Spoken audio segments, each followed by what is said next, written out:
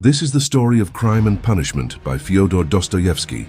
In the crowded, suffocating streets of 19th century St. Petersburg lives a young man named Rodion Raskolnikov. He is a former university student, brilliant but desperately poor, living alone in a tiny rented room that feels more like a prison cell than a home. Hunger, loneliness, and endless thinking have begun to twist his mind. Raskolnikov develops a strange and dangerous theory. He begins to believe that humanity is divided into two kinds of people.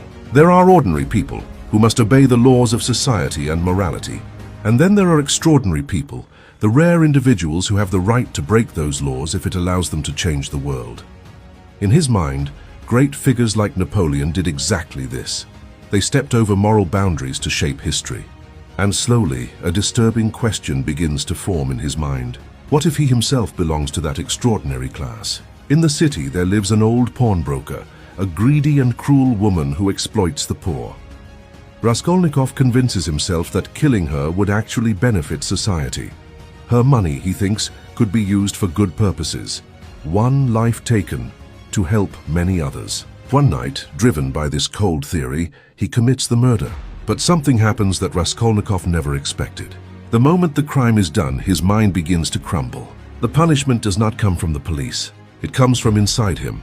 He becomes restless, feverish, and terrified. Every knock on the door feels like the police arriving. Every conversation sounds like an accusation.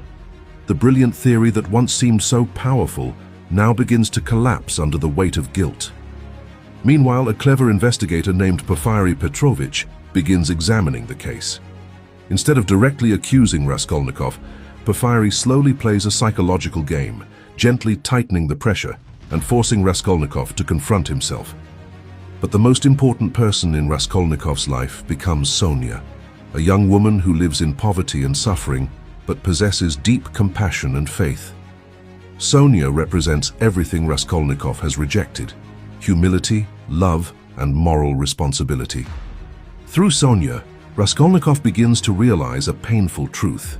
No theory, no philosophy, and no intellectual argument can silence the voice of conscience. Eventually, he confesses to the crime, not because he was caught, but because the human soul cannot survive forever under the weight of its own guilt.